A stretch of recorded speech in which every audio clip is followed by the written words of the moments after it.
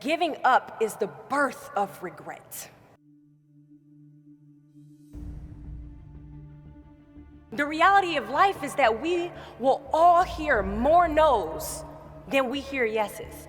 In the summer of 2009, I was 19 years old, working a summer position at Target between my freshman and sophomore year at undergraduate school. I was working in the women's clothing department, and I noticed a lady staring at me from across the aisle.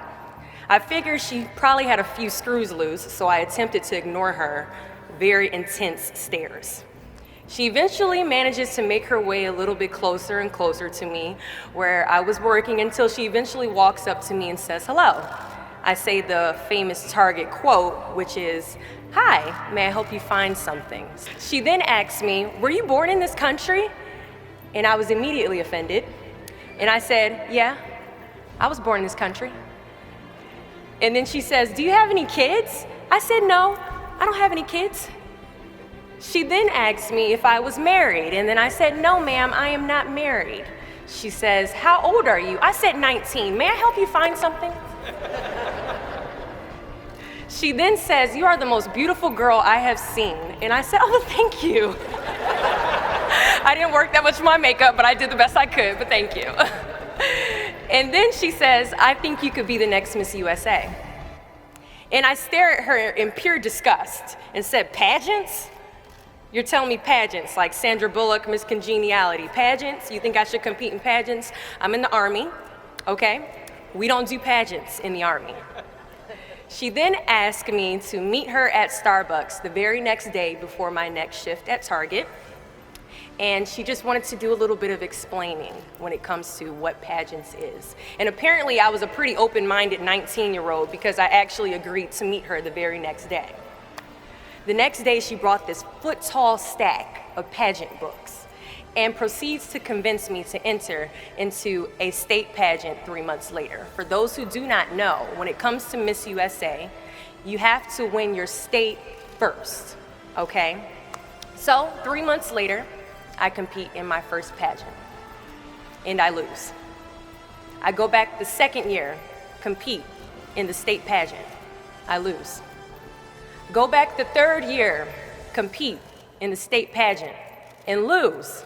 Go back the fourth year, compete in the same pageant, and lose. I go back the fifth year, y'all,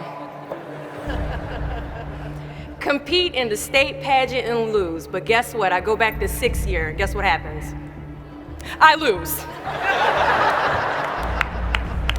I called her on the phone and said, "You told me I could be the next Miss USA." And she says, "Deshauna, keep working, don't quit, keep going back." And in June of 2015, she passes away from leukemia. 6 months later, in December 2015, I win Miss District of Columbia, USA. And 6 months after that, in June of 2016, I become the first soldier to win Miss USA. Giving up is the birth of regret. Giving up is something I did a lot of growing up, and I don't think I really challenged myself to stick anything through until I joined the track team in middle school. I remember having to ask my mom after tryouts and making it to the team for my very first pair of track shoes. Now, at the time, she walks into our house and she has a bag that has a nice Nike check sign on it, so I get excited because I wasn't getting new shoes very often. I go to take the shoe box out the bag and I notice that it says a size 9 on it. Mind you, in the 7th grade, I was a size 5. I open the box and I slide my feet into the shoe and I look at my mother and I said, "These shoes are too big." She says, "I know I did that on purpose." I was like, "Why would you buy shoes that are too big on purpose, Mom?" And she says, "Because I know that you're going to grow into them." Coach has us line up on the starting line and he wants us to run a lap around the track. As we go to take off, I immediately fall to the ground, twist my ankle because the shoes are entirely too big. See, I couldn't run at the speed that I wanted to because I didn't fit the shoes I was wearing at the time. Now, many of us have goals we're trying to achieve, but the person we are right now is not the person that we need to be when we cross the finish line to our dreams. So we must walk and pace ourselves on this journey to our goals, because we haven't grown enough in ourselves to fit the shoes that we need to achieve our aspirations.